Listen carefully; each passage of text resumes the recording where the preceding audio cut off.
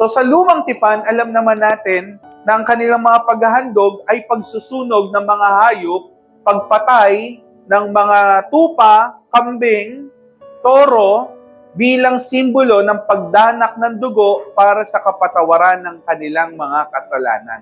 At sa bagong tipan, salamat na dumating ang Panginoong Hesus na siyang kordero ng Diyos na nag-aalis ng kasalanan ng sanlibutan. Amen? Sino po ang kordero ng Diyos?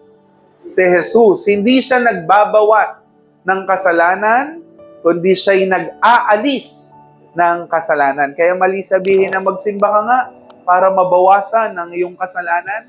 Sa totoo lang, sa paglapit mo kay Jesus, hindi niya binabawasan ang kasalanan mo lang, kundi inaalis niya talaga ang iyong kasalanan. Amen po?